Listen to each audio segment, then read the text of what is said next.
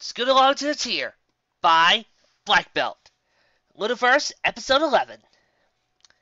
Chapter 4. An Evening at Barry's.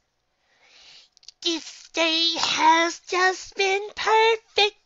The type of day I dreamed of since I was small. You'll be me and Scootaloo, making art that looks really cool. I hope the day will last forevermore. Diamond Tiara sighed to herself as she trotted across the town in her grand chariot, being guided by the majestic knight Scootaloo. A procession of ponies stood on the sidewalks, chanting Diamond Tiara's name as he headed off into the distance towards the grand estate of the Loo clan.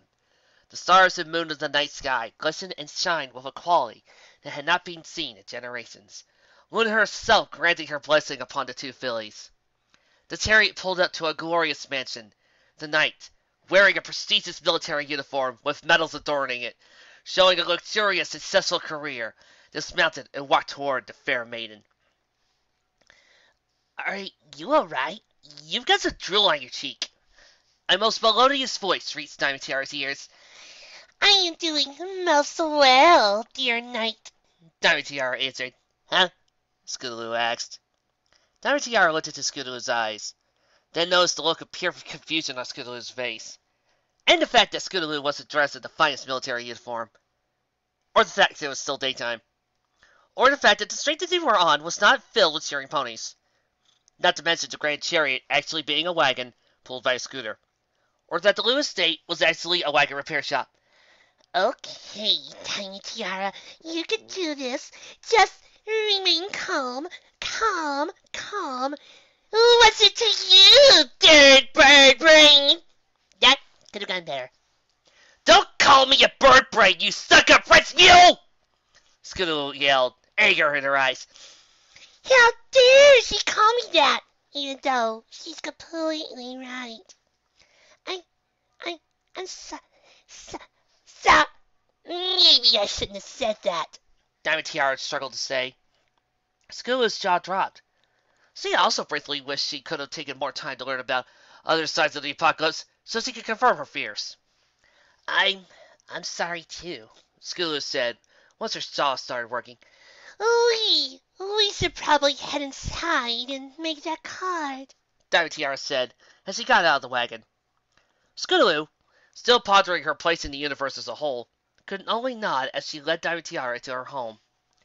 Upon the first floor of the repair shop, Diamond Tiara was taken aback. Oh, why are there piles of junk everywhere?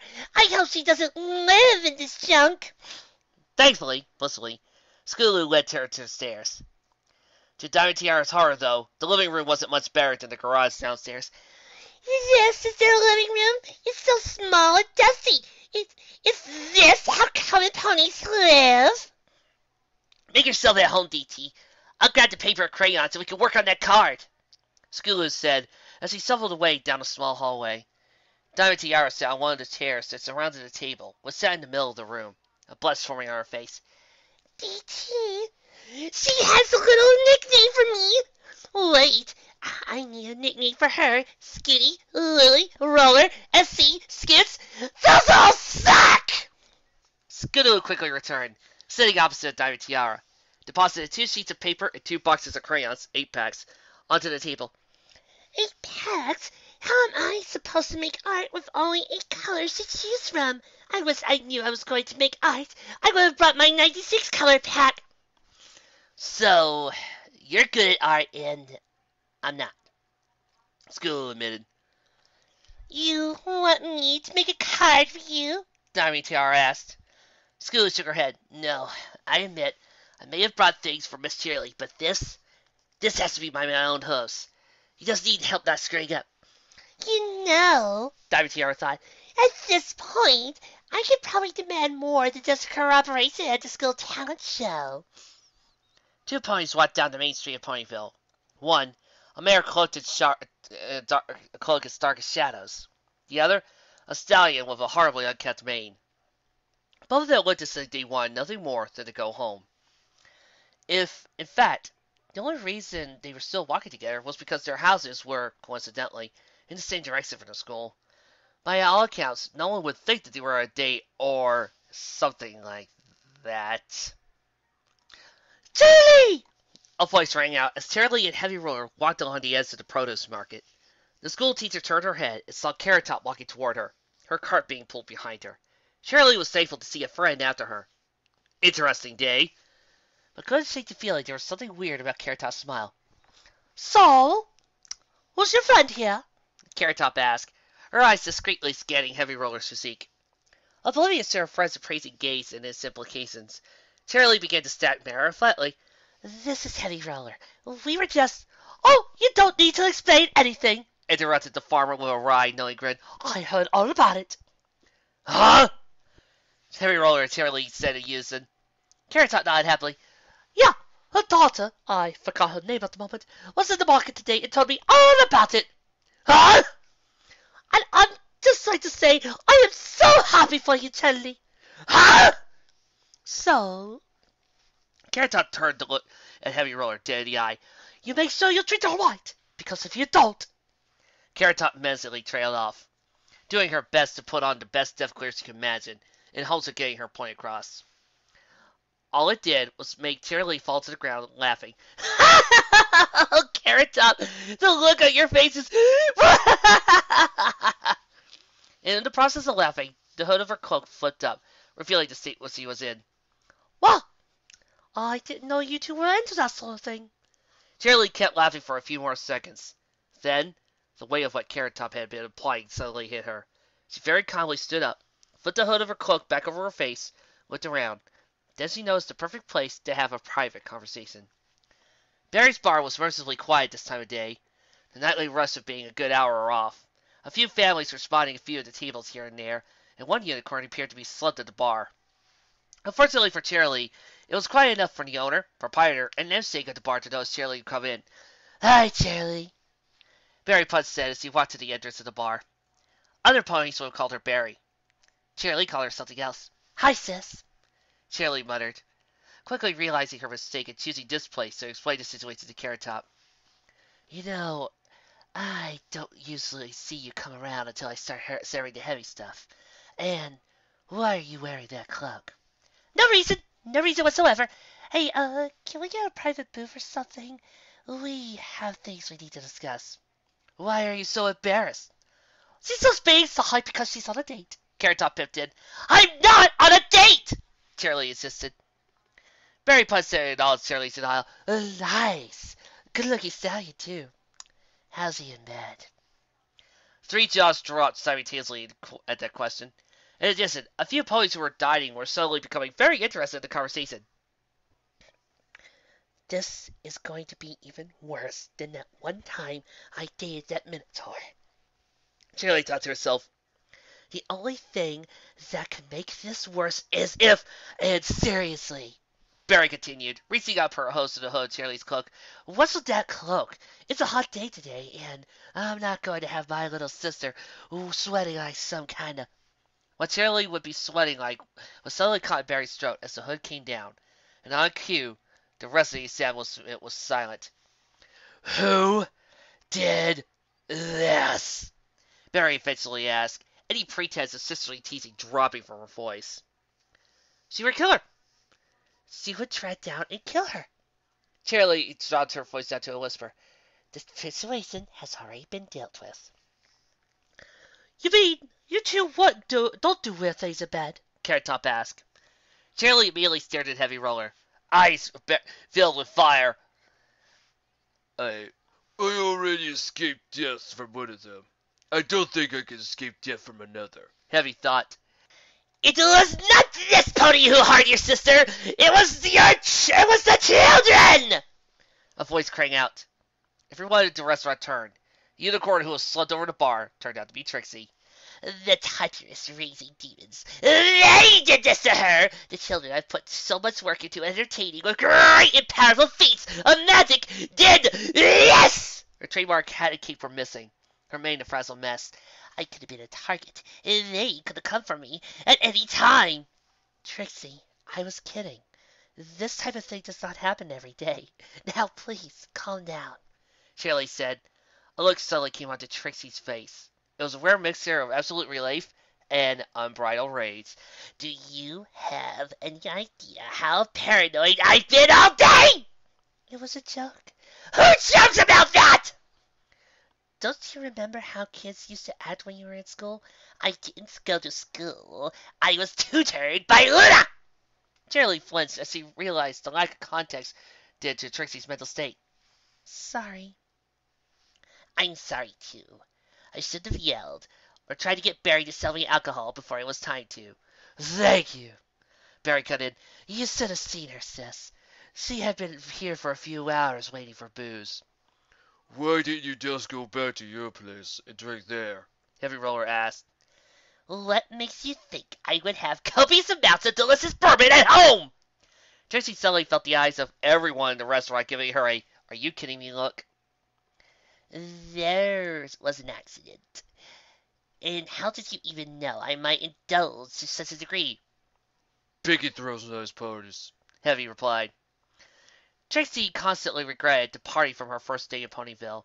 She quickly chose to, for once, get the attention off of her. My drinking habits are important. What's important is how those kids did unnatural things to Cheerilee. All eyes in the restaurant turned back to Cheerilee. It wasn't all the children. It was one kid. My kid. Heavy Roller admitted. It was all silent again. Barry Punch and Carrot Top came to the exact same conclusion. That is adorable, Bob exclaimed.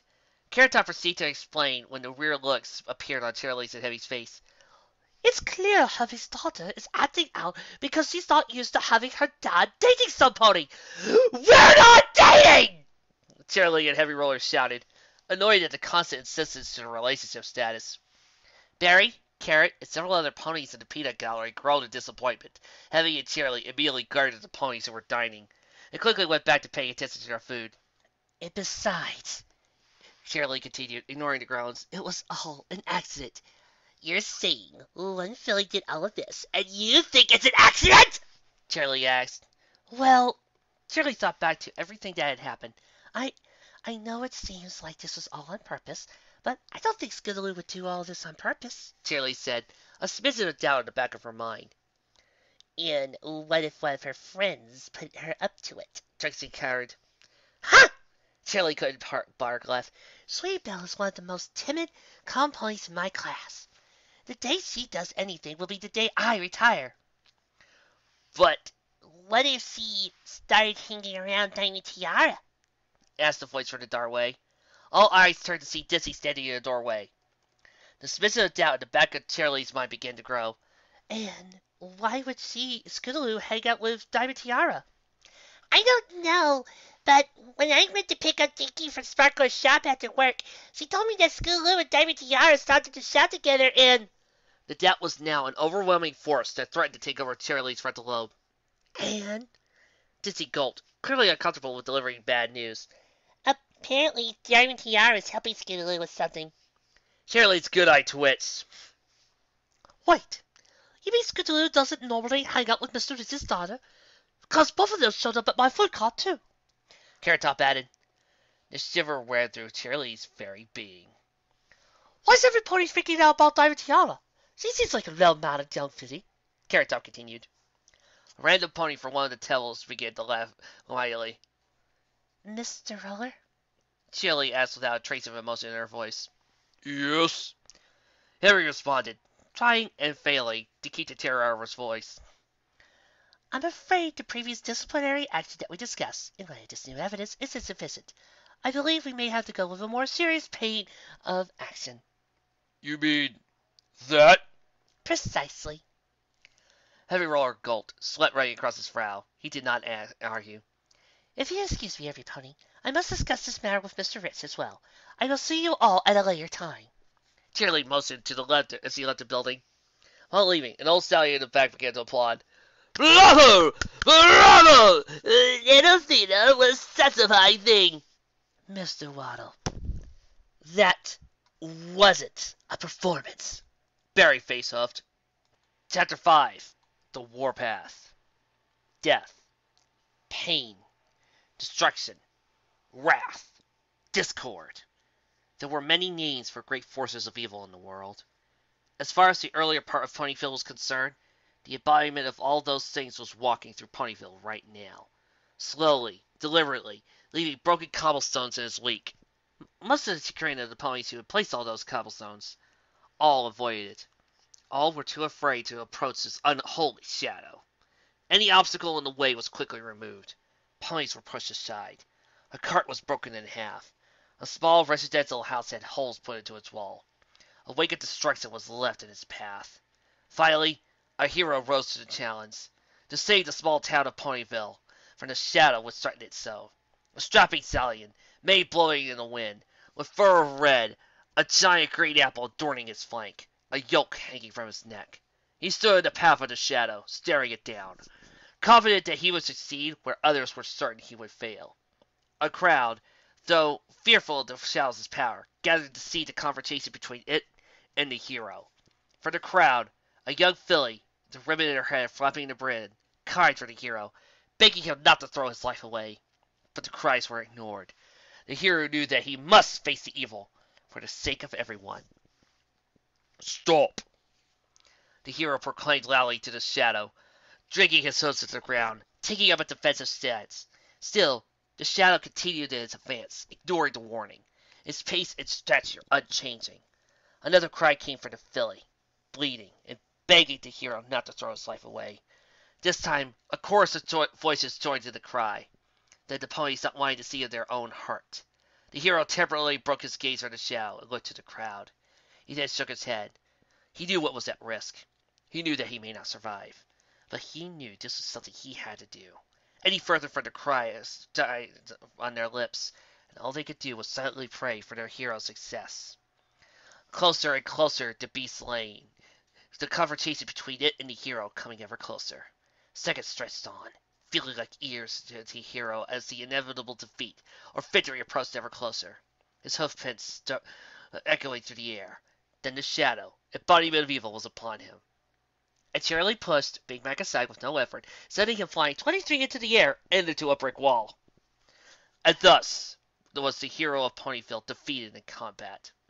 Villagers wept. The young filly, ribbon in hair, mourned the death of her brother. The wind itself seemed to mourn as it died down. The sun set and the night's beauty began. Some briefly wondered perhaps the goddess of the night would leave a constellation in honor of their fallen hero. Others feared what the shadow would do, now unchallenged as it continued its march. Then Big Mac stood up. You think I will learn not to mess with her when she gets like this by now? He thought to himself as he looked upon the destruction she caused. He briefly wondered what had angered Cheerilee so much she would step right through a group of kids playing with some dolls and wrecking their dollhouse and miniature toy cart. But he also knew better than to ask, Are you okay? and his little sister asked, looked him up with worry. He smiled back. Yup. You're not hurt, are you? Nope. Is something wrong with Miss Sara Lee? The farmer carefully considered his words. He knew there was something obviously wrong with the school teacher, but he didn't want to speak of an authority figure without knowing everything. He considered for a half a minute before he knew how to strong. Maybe. Dustbuster stood out to his household, watching the sun set as he relaxed. A cup of tea sitting on the patio table next to her. She enjoyed these moments of peace when her employers were out and about and her duties complete. Moments that came too far infrequently. She picked up the cup of tea and drank deeply, enjoying the second of its flavor. She placed it back down on the table and meant to look up at the first stars to dart up in the night sky. But she noticed something that disturbed her greatly. Ripples were forming on the surface of the liquid, as if something was shaking it. But Dustbuster heard and felt nothing that could be causing these ripples. Then, as he complicated what this could mean, she heard it. Clip. Clop.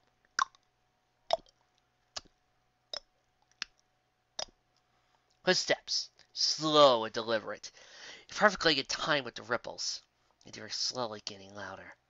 The maid scanned where she thought the sound was coming from, but she saw nothing. She was unwilling to turn her away from the rhythmic footsteps, or to run inside, fearing whatever it was that could tear down the house anyway. Then, over the horizon, she saw the lone pony, wrapped in a dark cloak, heading right toward her. It moved in rhythm with the sound of ripples. At first, She dismissed it as a mere coincidence and continued to scan for incoming danger, but slowly became aware that this mare was the source of the noise and ripples. But this revelation did not calm her. It only made her fear this mare of shadows. Oh, what dark powers does this pony possess?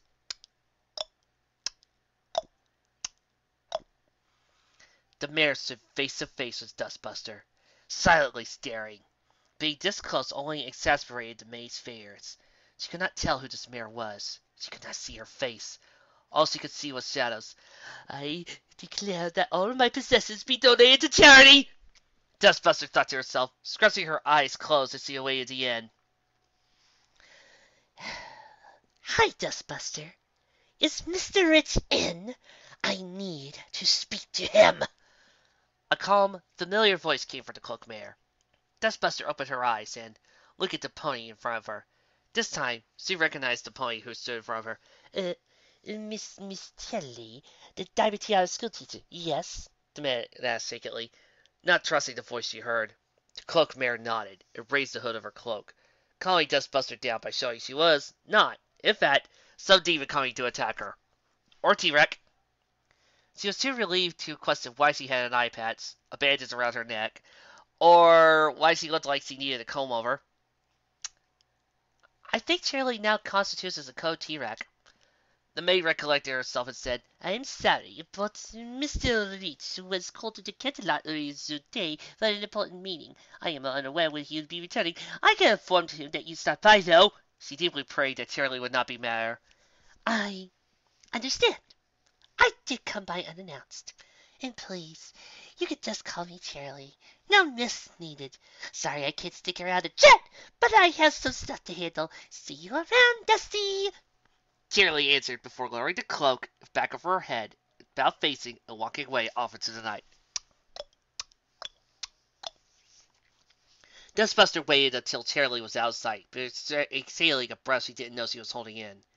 She said a brief prayer to Luna that she was safe and could enjoy another one of her nights, and then made an important decision. It was time to request that vacation time for Mr. Rich. She had always wanted to take a cruise ship to Napon, and she always thought she wouldn't get around to it until retirement. But as Luna's moon was her witness, she was going to do it ASAP! Music filled Ponyville Park. Sitting on a bed there, Lyra played her lyre. She knew that a musician needed an audience, but she also loved the peace of this time of night. The only things that existed was the night sky, the music that resonated from her lyre. Deep down, she lamented the fact that she couldn't share this with Bon Bon, saddened her a bit. But Lyra remembered the last time she had tried to help clean the taffy machine. She admitted that the way they got the taffy out of each other's fur was absolutely fascinating, but it was ultimately awkward for both of them. Lyra looked around the empty park as she played her song. She looked up at the stars and the trees that fluttered slightly in the wind, the small woodland creatures that scurried around the park. Cheerilee was walking around the park while surrounded in a black cloak, the moon crossing the sky. Wait, what? Lyra stopped playing. Cheerilee. Hey! Cheerilee! She got up from the bench, keeping her lyre levitated in a magic aurora. She rustled over to Cheerilee, who continued to walk. Cheerilee! Cheerilee stopped and slowly bent her head to see her calling her name. The emotionless face and cold eyes stared at the lyre towing pony for a few seconds. Then she turned her head back and continued walking down unabated. She only stopped when she noticed a golden aurora envelop her cloak and pull it off her. She turned to stare once again at the mint green unicorn. This time, her eyes filled with a small glimmer of rays. Rays that went unnoticed by Lyra. Oh, holy cow, Cheerilee. What happened? Lyra laughed, despite her worry that Cheerilee looked like the end result of a sorority hazing ritual. Then, memories from earlier that day flashed through her mind. This is an apology gift. Don't worry, Miss Cheerilee is just fine. Just an interesting day at school is all. Lyra stopped laughing, worried over what had happened, taking precedence over the ridiculousness of Cheerilee's current state. She stared into Cheerilee's eyes, or at least tried to, since only one of them was visible. Cheerilee's face seemed to be a mixture of rage, sorrow, and everything in between. The two stared at each other, not saying anything. Lyra muttered, uncertain how to proceed. Cheerilee, do you want to sit down and talk? Lyra flashed the best smile she could muster, given the situation. Cheerilee stared back at Lyra. Then she broke her gaze with her friend and stared up at the sky. The trees that dotted the park, and the blades of grass that dotted the ground. The school teacher returned her gaze back to Lyra and stared deeply. The only thing she could say before tears began to run down her face was, I just want the day to end. Lyra calmly wrapped her forelegs around Cheerilee, drawing her close. There. I'm here. Just let it all out. With that cue, the magenta's mare crying only increased as she burrowed her hair into Lyra's shoulder. The true friends stay like that. Cheerilee laying up all the pent-out emotion of the day out. Lyra being a loyal friend and helping however she could. Eventually the tears run dry. Come on, she said. Your place isn't too far away from here. Let's go there and get you cleaned up. Could I have my cloak back first? It makes me feel safe. It had taken a lot of time, water, and soap. It had been difficult, challenging, and outright frustrating. It had taken a huge dose of magic. But being able to see Cheerilee, a smile on her face, her fur freshly clean, all four of her legs the same color, both eyes uncovered and healthy, and her forehead unbandaged made it all worth it. It was unfortunate about Cheerilee's hair, but the towel wrapped around Cheerilee's still damp mane covered it for now. Well, 5 out of 6 wasn't bad. Both mares currently found themselves sitting on the plush couch in the living room of the house, both of them just enjoying the silence of the moment. Eventually, though, regrettably so, Lyra knew she would have to eventually broach upon the subject of what had happened. She briefly wondered how she would even begin. She didn't know whether she was lucky or unlucky when Cheerilee began recounting things on her own. I think a student of mine hates me, Cheerilee began. I know being a teacher can lead children to sometimes resenting some of the things you have to do, but... Cheerilee trailed off momentarily. But what she did borders on sadism! Cheerilee fizzed, her voice cracking, struggling to hold back a second round of tears. Cheerilee shook her head, shoulder forward. And the worst part is that I was completely fooled! I was led to believe that everything that happened was all an accident. The tears started to come were quickly replaced by a low snarl in Cheerilee's voice. Yes, it was an accident that I was hit in the head with a baseball, had my mane ripped out, my leg drenched in piping hot liquid rainbow, and my eye cut, and then I was covered in mud! Cheerilee screamed. And the whole time, fresh tears ran down Cheerilee's face. The whole time I held beyond all reason that I had let down one of my students. That one of my students who I love and care for would do something for this. This is an apology gift. Are you sure it wasn't an accident? Lyra blurted out, only getting an angry glare from Cheerilee's response. Hear me out! What if it was all an accident? What if she's sorry for everything that happened? Right now she could be as miserable as you are right now. Cheerilee's face twisted from a look of rage to a look of consideration. Okay, Lyra, you've got her thinking. Keep talking. I mean, if this whole thing was some kind of trick to make it look like an accident, then why would she even connect herself to the accident in the first place? Lyra said, silently thanking all those hours she had listened to Cheerilee rattle off legal talk. Quite frankly, it doesn't make sense. If the excuse doesn't fit, you must acquit, Lyra proclaimed, standing up and pointing a hoof into the air. Cheerilee giggled to herself. You're right. I shouldn't think so badly about one of my students. Cheerilee sighed deeply. And I haven't even gotten her side of the story. I was just so frustrated that I immediately called her father to the school for a discussion. Next time I see her, I owe her an apology, Cheerilee stated. The two friends were slowly interrupted from a yell outside. Before they had a chance to react, there was a knock on the door. Cheerilee and Lyra looked at each other, before Cheerilee stood up and cautiously walked to the door. She gulped, then opened the door. The door opened and revealing an angry, jasmine-colored Pegasus. Hey, Cheerilee! I heard from Snails what happened, so I came over to see how you were doing. And who do I find spying on you except these two? Raindrops said through gritted teeth, pointing with an outstretched hoof right behind her. Right behind her were a guilty-looking Diamond Tiara and Scootaloo sat. Spying? At this time of night? Pelleting my left hoof. They planned everything.